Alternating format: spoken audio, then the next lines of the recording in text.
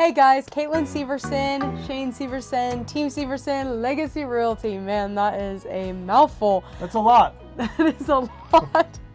But guess what, guys? We are here with our May market update. Whoop, whoop. We are so excited. Let me just say, it is warm outside. I am loving this weather. We are like all casual today. It is nice. We're one of the peeps today. There it is. One of the peeps.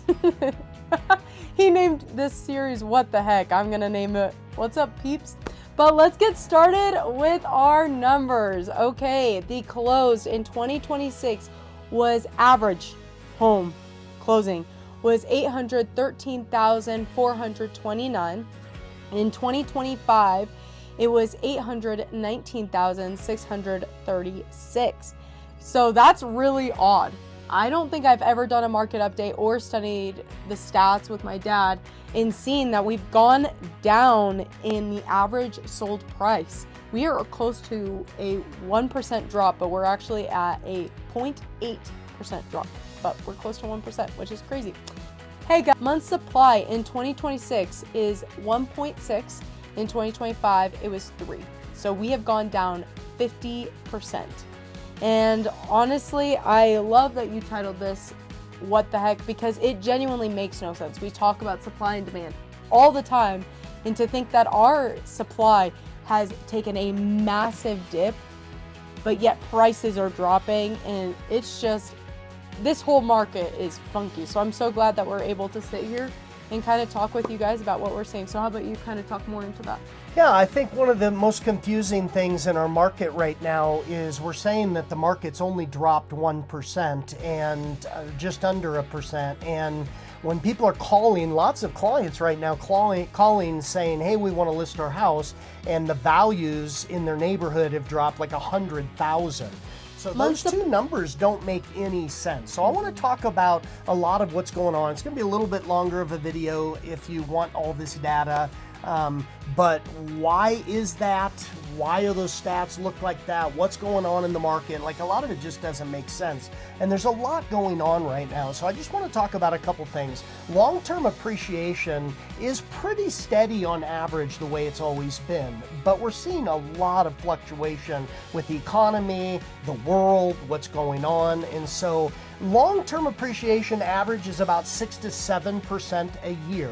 But here's something that's very interesting. If you look in 2009, our average price was $257,000, and 17 years later, which I've been tracking all this time, it was $813,000. So that's just under 7%. So from 2009 all the way through, you're looking at 7% increase. But here's the thing. If you look at 2020, the average price was $551, and in 22 it was $832.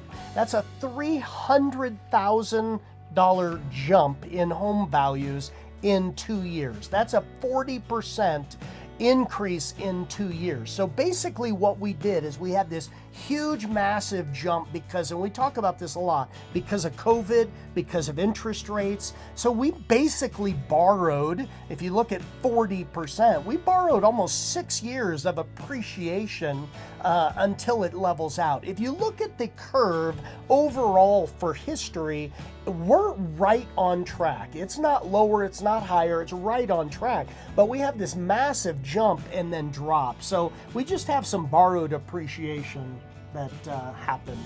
So that's important to know. Yeah. And I think it's just important for you guys to understand what we're doing when we're talking about the statistics around what we're doing and what these market updates are. But we take a very general market stats of the Metro Denver area. So there are going to be pockets within the Denver Metro where it has dropped drastically in home value. And maybe there are some areas where they're holding pretty strong in their value, but we are doing a general Metro Denver area when we're looking at this stuff. So just kind of keep that in mind, that we have thousands of clients everywhere. And so we have to just kind of do what we see in broad. in the Yeah, Denver so metro. it's not neighborhood specific per se. Yeah. So if you call us and your value may be even to where it's been, or it may have dropped. And Yeah. so that is more specific than we can do on these videos. That's why you call us. That's why we have those conversations. A couple of other things I want to point out. We always talk about supply and demand. The market overall is based on supply and demand. So for years, you would call me and I would pull comparables, and honestly, within miles, there may have only been like 1, maybe 3 comps in the area. When you have no houses on the market, that's where we got to 30,000 overbids, 100,000 overbids. And now, honestly, when the market settled out, supply and demand, there are areas where there's 50 comparables. I listed a home last year. There were 90 homes like that home within just under a mile. So when that happens, we saw hundreds of thousands of drop in those areas, because you could pick between anything, and buyers are only going to buy the home they can get a good deal on. So understand that there's a lot of shifting in the market, and it's hard to, and like in our market update, just give you a value of what it is. It's so specific and changing so much. The other thing I want to point out, it is more important today to have your house prepped, staged, do the upgrades, do the remodel. More important than ever, when the supply and demand is there, buyers will pay a good price for a home, but they will only do it for the really, really nice home. So a great example is, we're seeing homes 100,000 under value selling, but we just listed a home and these sellers listened to us. They did the remodel, they prepped their home, we cleaned the home, we staged the home, we did everything that needed to happen, and it sold in days for like 6% higher than any of the comps in the area, like that. And so it's very important to understand there are values that are holding, but if your house isn't top notch, it's not going to sell for those values. So sometimes those massive drops in value are just because the market has shifted and your house may not be, the top-notch quality or updates and remodels. So yeah, why don't you give us some of the takeaways for what our people should be looking for? I think I'm going to start with the sellers. I think the sellers kind of have to be a little more flexible. I think we've come from a market where it's like, you kind of take control of the whole scenario. You're like, this is the only time I'll show my house. This is what I'm willing to do for the buyers. And that's just not this time. I mean, you kind of have to be a little more flexible on when can people come see your home. You need to be a little more flexible in the offers. I don't think it's always going to be where you're getting at what you're listed at or above and you're saying no concessions. We are not doing anything in inspection. We are not moving for appraisal.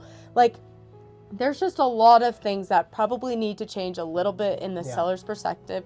But I think there's also a little bit of, hey, I need to really be paying attention to timing. So I need to be talking to my real estate agent, making sure that I'm listing at the right time.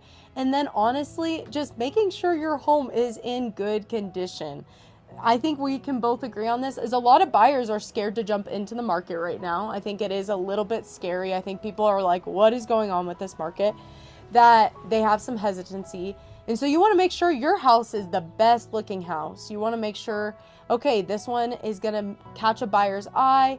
And because buyers are feeling a little iffy about prices and interest rates, hey, we have the best home, and just have it ready, because a lot of buyers don't have enough money to purchase your home and then put a crap ton of work into it.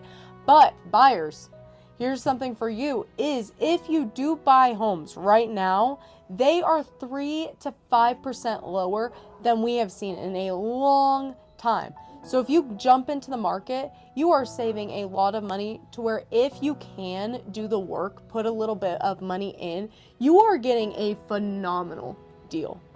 Genuinely. So I think it's just, hey, get into the market. And if it's not necessarily, oh my gosh, I can absolutely afford to, or even able to do all this work, the market has lowered a little bit. So now is the time.